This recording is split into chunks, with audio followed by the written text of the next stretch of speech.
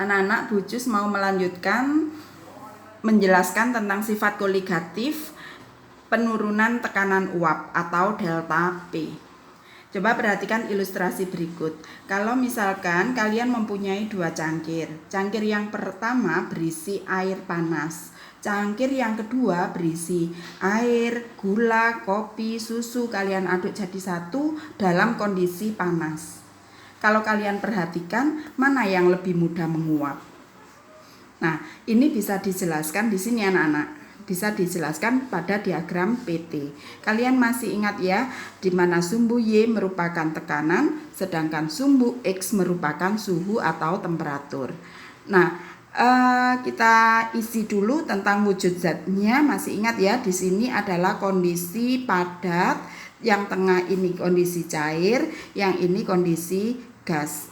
Nah, pada suhu 100 derajat Celcius itu di mana tekanannya adalah 1 atmosfer untuk air murni.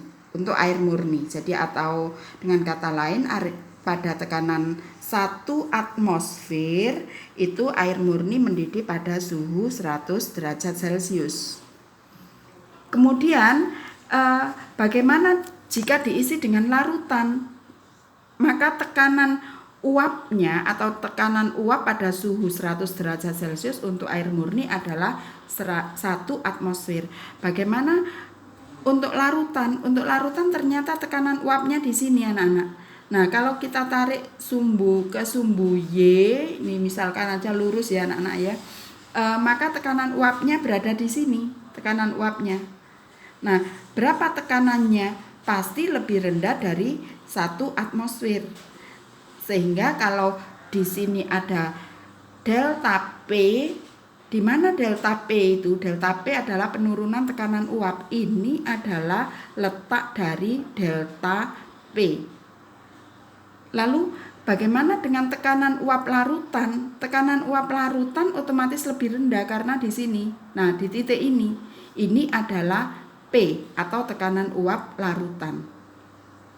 Nah, kalau rumusnya delta P sama dengan P0 kali XT, masih ingat ya, XT adalah fraksi mol terlarut, maka P larutan atau tekanan uap larutan adalah P0 atau tekanan uap pelarut kali XP. XP adalah fraksi mol pelarut. Atau delta P ini delta P sama dengan P0 atau tekanan uap pelarut dikurangi dengan tekanan uap larutan. Sudah ya, paham ya? Saya lanjutkan dengan tekanan osmotik.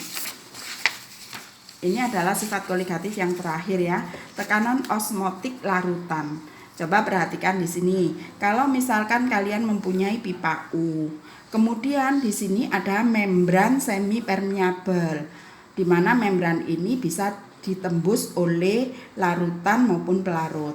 Kalau ini yang sebelah sini saya isi dengan larutan yang kurang pekat atau larutan encer, sedangkan yang sebelah sini diisi dengan larutan pekat, maka menurut biologi akan terjadi osmosis. Osmosis. Apa itu osmosis? Osmosis adalah proses melewati membran semipermeabel dari larutan yang kurang pekat menuju ke larutan yang lebih pekat. Jadi di sini terjadi osmosis.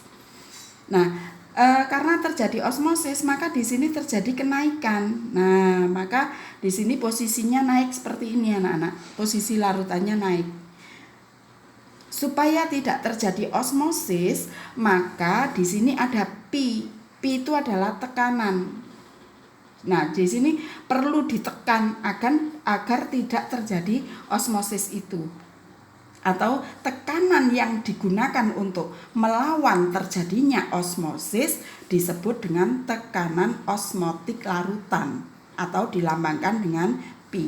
Di mana P dirumuskan MRT. M itu apa? Molaritas. R itu tetapan Reinberg waktu kamu kelas 10. Adalah besarnya 0,082, sedangkan T suhu pasti dalam satuan Kelvin. Jadi kalau masih derajat Celcius, kamu jadikan Kelvin ditambah 273. Sudah ya? Paham ya? Terima kasih.